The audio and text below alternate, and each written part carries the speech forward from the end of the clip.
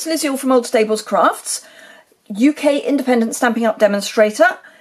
Today I have got a quick reminder that my April craft box is about to stop being orderable. Is orderable a word? I think it might be. Anyway, orders need to be in and paid for by the end of the 3rd of April. And today is the 1st of April. So if you would like the April craft box, which is around the Gingham Gala suite, that's the word I'm looking for, then now is your moment. There is a link to the associated blog post below. If you click over there, you will find my email address ready to go to order your set. I will have a link in that post to the information about the craft box, but I thought I would share with you another project that I've made with it, and it is this one. And it's got this nice little peekaboo in the bottom corner, and there's a couple of little sneaky, how I've managed to cover a bit of a boo-boo, a little baby boo-boo. So let's get started. I'm using, obviously, items from the craft box. What is not in the craft box is the stamp set, but remember you can include any stamps, dies or embossing folders with the craft box with no increase in the postage.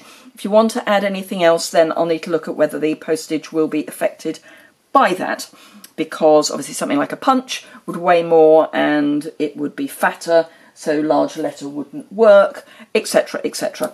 So let's get started. The first thing we need is our Stamparatus, because it's much easier to do the positioning of the stamp set, which is the Forever Lovely stamp set, not just for Valentine's Day, so certainly worth grabbing that every now and again. I've got a piece of Highland Heather cardstock this time. I used the Balmy Blue before, but I'm using Highland Heather this time, and a piece of Whisper White. The Whisper White is a standard mat for me, so it's 5 5/8 by 3 7/8. All of the dimensions will be in the blog post, which is linked below, which I've already spoken about. So I have this set up ready for photopolymer. Do be careful not to do what I've just done, because I nearly ended up with those two magnets snapping together. Pop your cardstock into the corner. Pop your magnets on to hold everything in place. Might come across a bit further. Now, you can either do the leaves first or the flowers first. I did the flowers last time, so let's live dangerously and do the leaves this time. Mostly because that's the way I've got it set up. So let me bring it that way, because then you can see what I'm doing. So, lemon lime twist. You may want to get some of the small uninked ink spots and ink up ink spots for use with your Stamparatus. Generally speaking, I would do that, but I haven't got any to hand at the moment, so I'm not. So, ink up, stamp down, and there we go. That's all beautifully stamped. So, I've got a chamois that I've cut in half, because I find that that's a good size for cleaning up your Stamparatus. The full size is fine, but the half size I think is better. Turn my plate over. Now I could have used the other plate rather than having two plates, but 2 plates on my setup is 1 plate too many, really. Gorgeous grape. No, it's not. It's Grapefruit Grove. It's the other double G. And I've used Lemon Lime Twist and Grapefruit Grove because they are the colours that are in the Gingham Gala set. So I'm kind of keeping with that theme of colour. And then just stamp that. And beautiful! I love these distinctive stamps. We had them in red rubber first, and we've now got them in photopolymer, and they are gorgeous. So, there we go. Let's get rid of that, because I don't need it now. So pop that out of the way, don't need that for a while. So, the only other stamping I've got to do is to do the sentiment, and I've done it in lemon lime twist on the original, so I'm going to do it in lemon lime twist again, and it's just wishing you a lovely day, because I thought that would be a fairly non-Valentine's sentiment. There's you are loved, I'll love you until the day after forever, and love you, but I think for a sort of oh, and happy Valentine's Day and my love. But I think for a non-Valentine's Day project, wishing you a lovely day seemed like the best option. So that's what I went for. Let's just pop that back. Okay, so grab yourself a piece of the... Oh, grab yourself a punch to punch out your sentiment. Now, all I'm doing is making sure that the wishing lines up at the top, and then everything, if that's straight against the edge of the punch, everything else will be as well. That's my theory. So, pop that to one side for the moment. Okay, Highland Heather Gingham, and I have to say I've done this really scientifically. So, I've got my mat and my piece of paper, and all I've done is lift up and then just peek underneath to find kind of the top of the stamping, and then I've just made a mark with my piercing tool. It's completely unscientific, but it works. So why not, I say? Okay, grab your trimmer, and remembering which way you had your... Oops, no. See, that's always the plus, is to remember which way you had your, right, your gingham, and it was there. So we're going that way. So turn over. I don't know why I've turned over. Turn over.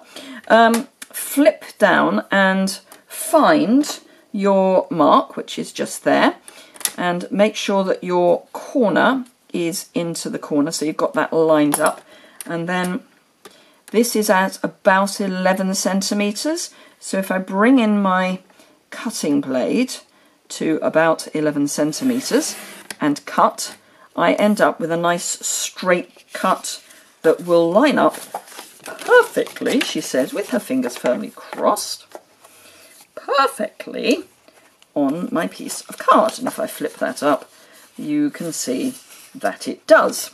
Okay, so that's that. But now we need to do the scoring for the fold back. So I'm just kind of going 1, 2, 3 and a bit squares, and again line up with that mark, and again it's at about 11 centimetres, and score, and then go about the same the other side.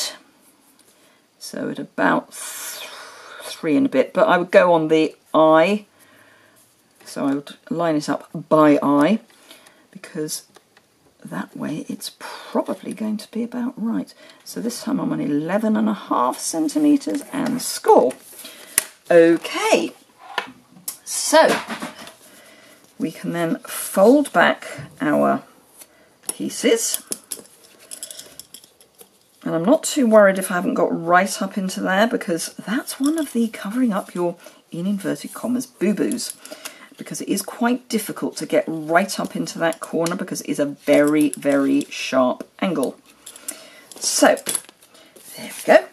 Right, now, bearing in mind that we don't want to come too far to here, so line up your piece of paper so that you've got an idea where you're going to. So I don't want to come past here or here with my adhesive. So let's do this one first, because this is the one I'm more likely to get wrong.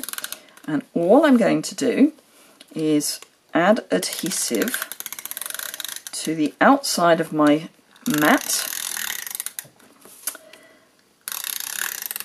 and then a little bit there just for good measure, and then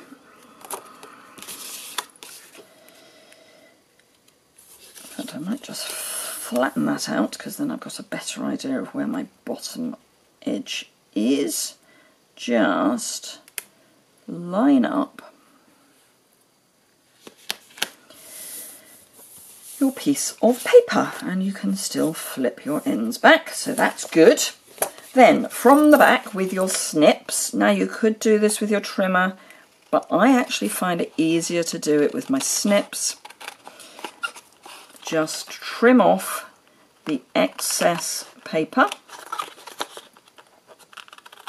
I find this is much easier than trying to stick two pieces of paper together that are the same size. There we go. So those two pieces are scrap. Now, I thought it would be quite fun to make sure these never actually flatten. Now, you'll remember that I gave you the top tip of adding pen line behind you onto the back of your dimensionals. So I have done it on part of this pack. I need to do it on the rest, but the mini dimensionals are a bit of a, there's quite a lot of them, and they're quite small. So there we go. But it does mean that I know that these have got to have their backs taken off. Don't you love that tip? I was thrilled when I found that. Okay. Oh, and remember, tomorrow is another Top Tip Tuesday. Okay, so there we are. Those are flipped back. Then again, from the back, just trim. Oh, and if you're wondering why this post is late, it's because earlier today I posted about our lovely new storage by Stamping Up, which is to die for. I was up very early this morning, mostly because I couldn't sleep. Whether it's because I couldn't sleep because of the excitement of the anticipation of the storage, or whether it's because I just couldn't sleep, I don't know. But anyway, 5:30 this morning I placed my order, including an order for floral grid paper. Now, the floral grid paper is while stocks last, so if you want floral grid paper, it's still the same price. It's £11, but it's pretty. Then don't hang about. Okay, so this, I just cover up that kind of, there's nothing wrong with it, it's just not very pretty. So just cover that up, and there we go. Okay, so let's grab our card base. Now, you would want to put a liner in there, but as you probably know, if you've been following me for any length of time at all, I like to leave putting my liners in until I've actually written in them, because then if you go wrong, you just write another liner, as opposed to having to rip your card to pieces. Right, so some liquid adhesive, and just pop that down there, and there we go. Press from behind. I've learnt that lesson. Don't press from the front or you might smudge things. Okay, so we've got lots and lots of sequins to choose from. You get a strip in your box of, let's get out these, of each of the colours. So you get 5 flowers and 5 ordinary sequins. Not that there is anything ordinary about these sequins. I'm going to follow on using the Grapefruit Grove again, purely because I've got them on top. So I've got a standard sequin, which I'm going to pop down in this gap here, kind of roughly where the point would be, for no other reason than it's somewhere to put it. And then I'm going to pop a flower there, and another flower just there. And the reason I've chosen those 2 points is A, I like a triangle, but also those are slightly bare patches, so again it covers up any inaccuracy. So on my original, which had a slightly wider angle, these two areas were very bare, so putting a sequin there helps cover that up. It's all about illusion. So there we go. I hope you enjoyed that. Do remember to place your order for the April craft box ASAP. Payment must be in by the end of the 3rd of February, because I will be placing the order on the 4th of February. So there is a deadline. If you would like any of the storage by Stamping Up, do go and have a look at my blog, which has got information on that. It will be the other post from today. It is not an April Fool's, it is here, and it's gorgeous, and I can't wait to clear my the mess that I call my desk and get everything organised. So thank you very much indeed for watching. I hope you enjoyed it. If you did, please give it a thumbs up. If you don't already subscribe, please subscribe by clicking the button in the bottom right hand corner. The information is on the associated blog post, which is below in the description bar. When you order, please use the host code, which is also in the description bar. If your order is between 20 and £150, then you get to share in the host rewards. I send out all the host rewards are split between people who use the host code. I do not keep the rewards for myself. They are yours. You've helped earn them, so you get to have them. You get one reward no matter how many times you order from me each month, and if your order is £140, you get the same reward as if your order is £25. I literally just divide by the number of people, but I think it's just a nice way to share what we earn together, because you wouldn't get anything otherwise. Everyone who orders gets a thank you card and a little thank you gift. Those are normally out kind of the middle of the month. It depends on how quickly the items arrive for the host code, because everything goes out at the same time. Anyway, enough ramble from me. I hope you enjoyed that, and I look forward to seeing you again very soon.